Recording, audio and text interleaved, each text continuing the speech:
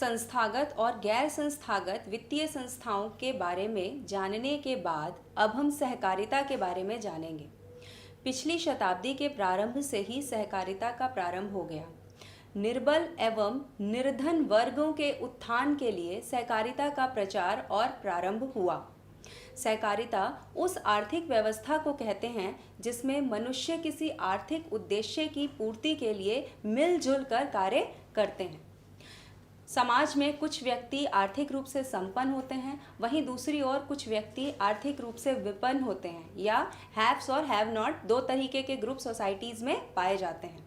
तो जो हैव्स हैं यानी जो आर्थिक रूप से संपन्न व्यक्ति हैं, वह विभिन्न आर्थिक क्रियाओं के माध्यम से अपना विकास कर पाते हैं, परंतु जो आर्थिक रूप से विपन्न या ऐसे समुदाय के व्यक्ति हैं जिनके पास आर्थिक रिसोर्सेज कम हैं, तो उन लोगों के विकास के लिए यह एक मार्ग बताया गया कि वह व्यक्ति आपस में दो या दो से अधिक व्यक्ति 10 व्यक्ति आपस में मिलकर एक ग्रुप फॉर्म करते हैं और मिलजुल कर वो अपने आर्थिक समस्याओं को दूर करने का प्रयास करते हैं। किसी एक व्यक्ति के पास आर्थिक साधन कम हो सकते हैं, लेकिन यदि दो से तीन से चार से 5 व्यक्ति मिलके अगर अपनी छोटी छोटी बचतों को आपस में जोड़कर उन बचतों का इस्तेमाल एक दूसरे की आर्थिक आवश्यकताओं की पूर्ति करने के लिए करें या कोई एक छोटा नया व्यवसाय शुरू करने के लिए करें, तो इससे उनकी आर्थिक विपन्नता धीरे धीरे कम हो सकती है या वह अपनी आर्थिक ज़रूरतों को इस प्रकार से पूरा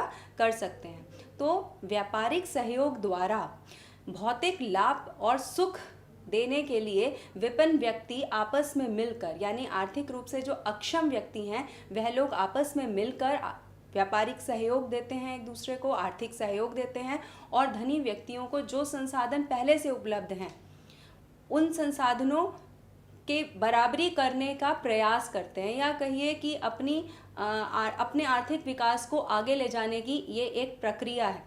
और जो हमारा ये सहकारिता है, ये इसका जो सिद्धांत है मुख्यतः वह क्या है कि सब प्रत्येक के लिए और प्रत्येक सब के लिए। सहकारिता जिस सिद्धांत पर कार्य करती है वह है सब प्रत्येक के लिए और प्रत्येक सब के लिए, यानी कि इसमें सभी व्यक्ति आपस में मिलजुल कर आर्थिक क्रियाएं करते हैं।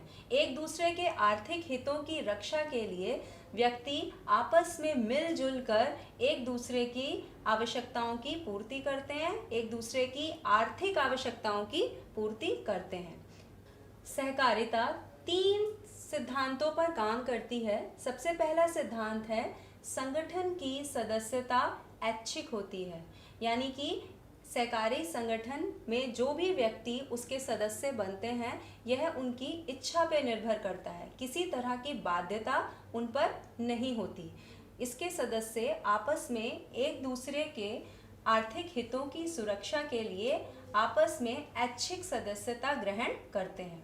इसका दूसरा महत्वपूर्ण सिद्धांत है जनतंत्रात्मक आधार, अर्थात इसका जो कार्य करने का जो तरीका होता है वह लोकतंत्रात्मक या जनतंत्रात्मक या डेमोक्रेटिक होता है, अर्थात इसमें जो भी निर्णय लिए जाते हैं वह सभी सदस्यों की सहमति से लिए जाते हैं, और यदि संगठन के किसी सदस्य को किसी निर्णय से असहमति होती है तो पहले उसे मनाने का प्रयास किया जाता है, उसे समझाने का प्रयास किया जाता है, ज़बरदस्ती नहीं की जाती है।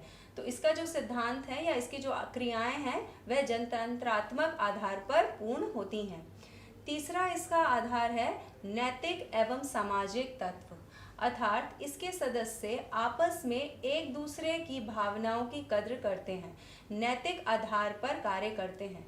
यानी कि अगर सदस्य जो ग्रुप हमने बनाया या जो सहकारी संगठन बनता है उस संगठन में व्यक्ति एक दूसरे की भावनाओं, विचारों, बातों का आपस में सम्मान करते हैं और नैतिक उत्तरदायित्व एक दूसरे के प्रति होता है।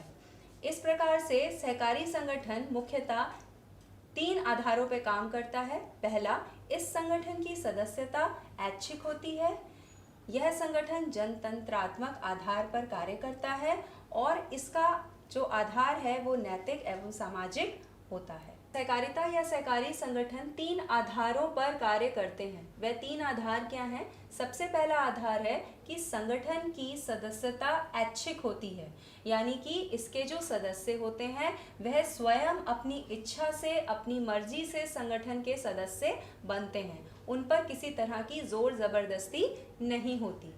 दूसरा, इसका आधार जनतंत्रात्मक होता है या जनतंत्रात्मक आधार। जनतंत्रात्मक आधार का अभिप्राय है कि सहकारी संगठन डेमोक्रेटिक लेवल पर काम करते हैं। इसके सभी सदस्यों को अपने विचार रखने की, अपने बातों को स्पष्ट रूप से कहने की स्वतंत्रता होती है और सभी के विचारों को ध्यान में रखकर ही निर्णय लिए जाते हैं। तीसरा महत्वपूर्ण सिद्धांत है नैतिक एवं सामाजिक तत्व। सहकारिता में केवल आर्थिक विकास या आर्थिक सुरक्षा को ही ध्यान में नहीं दिया जाता, बल्कि नैतिक और सामाजिक तत्व पर भी ध्यान दिया जाता है। सहकारिता का उद्देश्य कभी भी लूट खसूट करना या बेईमानी से या गलत तरीकों से, अनैतिक तरीकों से आर्थिक विकास करना नहीं होता। तो बच्चों, इस प्रकार हमने देखा कि सहकारिता 3 आधार पर कार्य करती है। पहला, संगठन की सदस्यता ऐच्छिक होती है। दूसरा, इसका आधार जनतंत्रात्मक होता है। और तीसरा, नैतिक एवं सामाजिक तत्व इसमें शामिल होते हैं।